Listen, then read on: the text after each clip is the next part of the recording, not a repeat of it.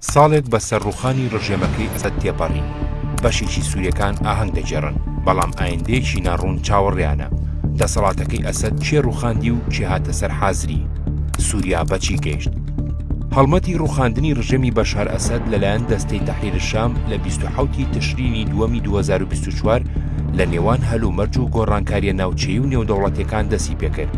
لەوانە جەنگی غەزە و هێرشی ئیسرائیل بۆ سەر حیزبوڵڵا لە لوبنان. جەنگەکە گۆڕانکاری لە هاوسەنگی هێزدا دروست کرد، بە جۆرێک لە سەردەمێکدا دەستی پێکرد کە ئێران و حیزبوڵڵا ئامادەیەکی بەرچاویان لە سووریادا هەبوو. لە کۆتامانجی ساڵی 2024 هێزەکانی دەستەی تەحریری شام بە سەرۆکایەتی ئەبوو محەممەدی جۆلانی بە تەواوەتی دەستیان بەسەر شاری حەڵەبدا گرت کە بووە گورزێکی گەورە لە سوپاکەی بەشار ئەسەد و بە ناچاری بەرەو پارێزگای حەما پاشەکشەی کرد. لە 5 کانونی دووەمی 2024دا شاری حەما کەوتە دەستەی تەحریری شام و هێزەکانی ڕژێمی بەعەز ڕویان کردە دیمەشق و حومز و دەرعا و قونەیتەرە. لە باشووری سووریا گروپە چەکداری خۆجیەکان لە ماوەیەکی کەمدا شاری دەرعایان لە سوپاکەی بەشار ئەسەد پاکردەوە. لە هەمان کاتدا هێرشی دەستەی تەحریری شام بۆ شاری حومز دەستی پێکرد. لە ئاکامدا سوپاکەی بەشار ئەسەد کشایەوە بۆ دیمەشق. لەگەڵ چڕبوونەوەی هێرشەکان و گەمارۆدانی دیمەشق لە 8 کانونی دووەمی ساڵی 2024 هێزە هێرشبەرەکان ئازادکردنی شارەکەیان لە ڕژێمی بەعەز ڕاگەیاند، بەڵام پێش گەیشتنی هێزەکان بە کۆشی کۆماری بەشار ئەسەد بە فڕۆکەیەکی ڕووسی بەرەو مۆسکۆ هەڵات بوو. ڕووخانی ڕژێمی بەشار ئەسەد خاچێکی زۆری بە دەستەی تەحریری شام بەخشی، بە شێوەیەک دەستی گەیشت بە دیمەشقی پایتەخت کە دواتر بە سەرکردایەتی ئەحمەد شەر حکوومەتێکی کاتی لە وڵاتەکەدا دامەزرا.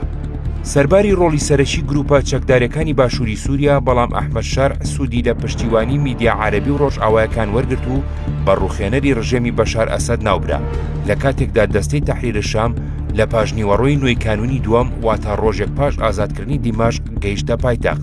هەرچەندە ڕووخانی ڕژێمی بەعەز لە سووریا بۆ سووریەکان بووە مایە خۆشی و ئاهەنگگێڕان، بەڵام دڵخۆشیەکە زۆری نەخایەن، بەهۆی ئەوەی حکوومەتی کاتی سووریا بە شوێنپێی ڕژێمی بەشار ئەسەددا ڕۆیشت. ئەمەش داهاتووی وڵاتەکەی بە ناڕوونی هێشتۆتەوە لە کاتێکدا بەهۆی سیاسەتی ئێستای دەسەڵاتی دیمەشق ململانێ سیاسی و سەربازیەکان لە پۆی خاچی سووریادا بەردەوامە.